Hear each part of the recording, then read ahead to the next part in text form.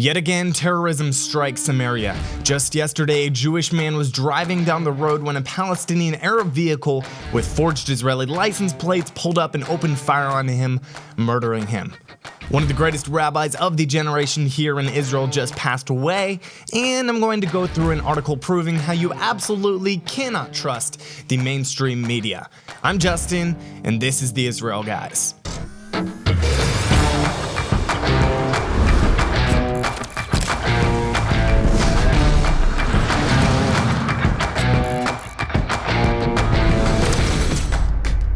Welcome to the Israel Guys, where we believe that in a world of Jew hatred and anti-Israel propaganda, you should have a direct connection to the land and people of Israel. Welcome back to the show, guys. It's great to be back with you today.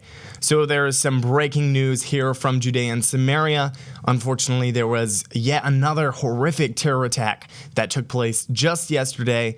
A man named Meir Tamari, he was driving near the town of Hermesh, which is in western Samaria, when two terrorists, they were actually in a vehicle that had forged Israeli license plates. So they pulled up close to where he was driving. They opened fire on him, injuring him. First of all, here's a video of when the attack actually took place, of the car pulling up and opening fire on the vehicle there. After he was injured, after he was shot upon, he was able to drive to the entrance of Hermesh, which was the closest community. He was there treated by paramedics, and then he was life-flighted to the closest hospital, and unfortunately later he was declared dead. It was found that there were 7 bullet holes in the car. Absolutely horrific terror attack. Disgusting that this display of violence would take place here in Judea and Samaria. We remember him. We honor his name. His name was Meir Tamari. He was married to his wife Tal, and he was the father of 2 beautiful children, ages 1 and 3. Absolutely horrific attack.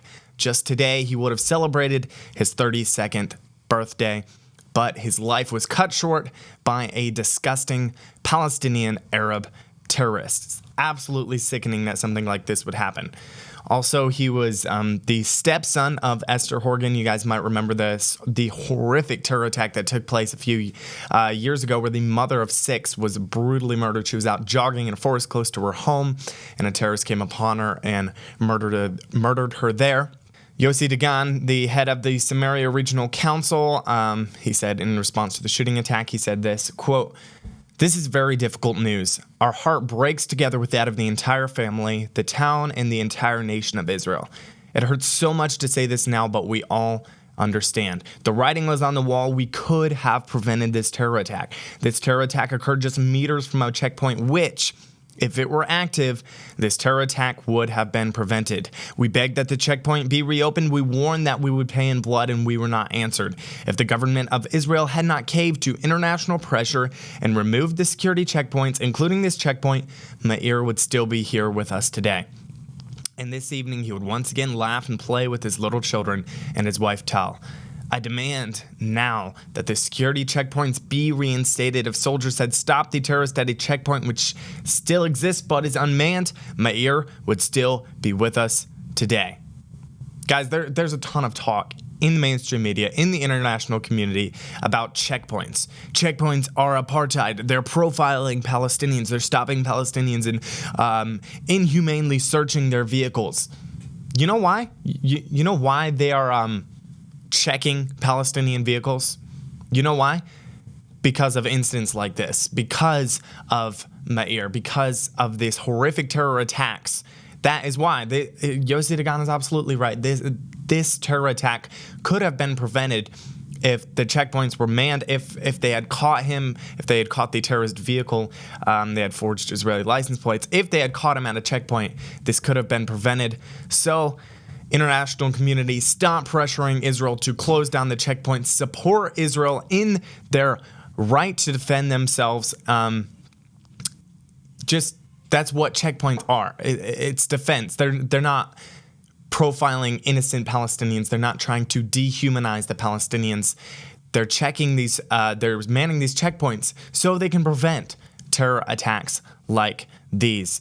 Prime Minister Benjamin Netanyahu, he said, quote, I send my condolences from the bottom of my heart to the family of the late Meir Tamari, who was murdered today in a shooting attack near the village of Hermesh, where he lived. God will avenge his death. Our forces are now pursuing the terrorists to settle a score with them, and it will be settled soon. As we have reached every terrorist to date and settled our score with him, we will do the same this time. So quickly after the terror attack happened, a lot of IDF forces, of course, showed up on the scene, and they're searching for the terrorists. As of this time, they have not caught him, or at least they haven't reported that they have caught the terrorists.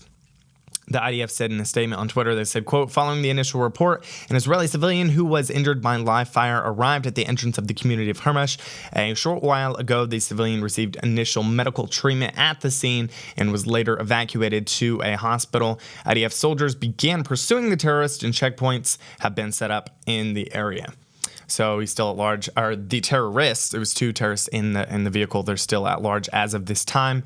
The Al-Aqsa Murders Brigade claimed responsibility for this disgusting shooting. Also disgusting that terrorist organizations would claim responsibility for these heinous acts.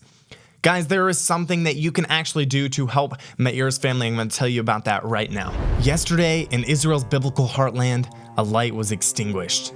Meir Tamari, a devoted father of 2 and loving husband, was brutally taken from us by Islamic terrorists. Meir was a beacon in his community, a dedicated father to his 2 young children, and a loving husband to his wife, Tal. Their dreams were just beginning to take shape with a new home that they had recently finished building.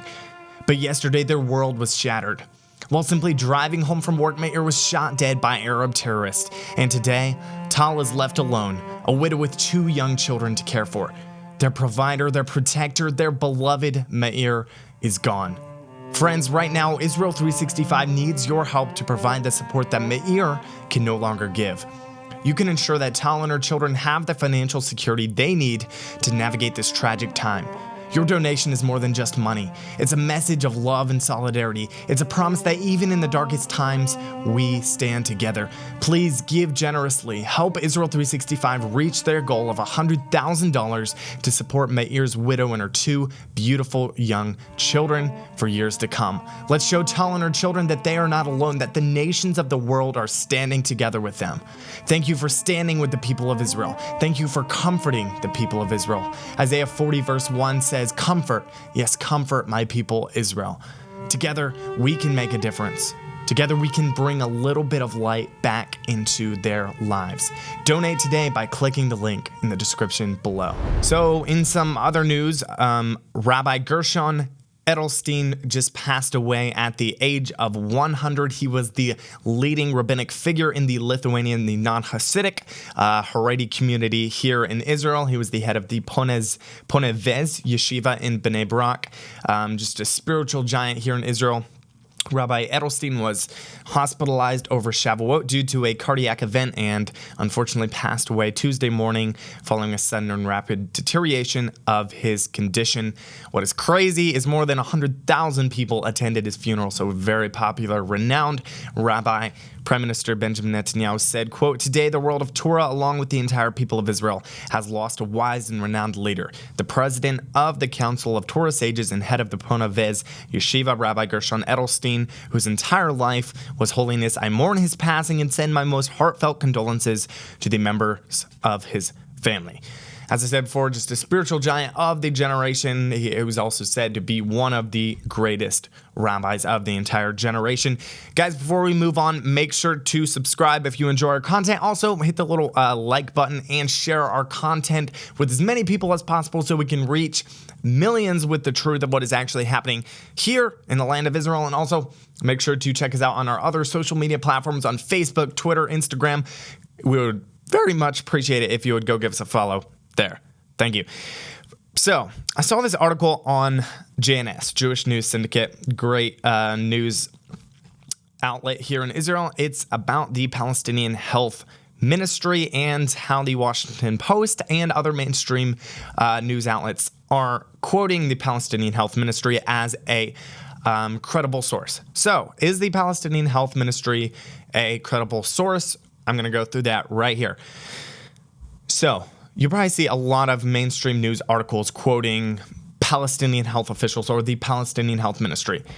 But let me tell you, the Palestinian Health Ministry is 100% completely run by Hamas. They've been known to lie on multiple occasions, especially about the conflicts that happen in Gaza. So the Washington Post will say something like, according to Palestinian health officials, 15 Palestinians were killed in an Israeli airstrike in Gaza. Something like that.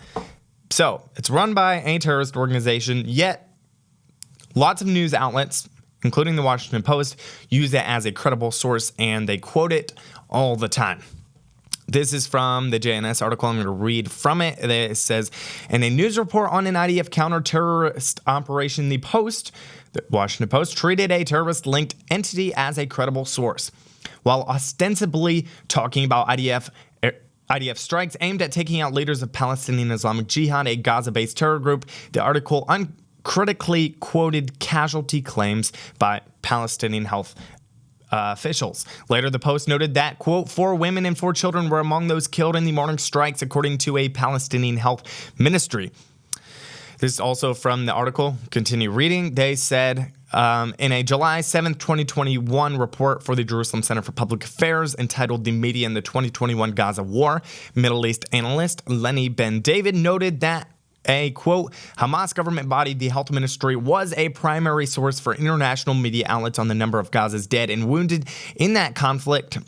However, the statistics supplied by the ministry were unreliable. Imagine that. Ben David pointed out, quote, a study on Gazan casualties in the 2014 war published by the Jerusalem Center for Public Affairs uncovered a health ministry official, Ashraf al-Qidra, who served as the keeper of the statistics. Al-Qidra used a very broad definition of civilians, saying the term applied to anyone who had not been claimed by one of the armed groups as a member. So, could be a terrorist. They're just not associated with a terrorist organization, so it's a civilian.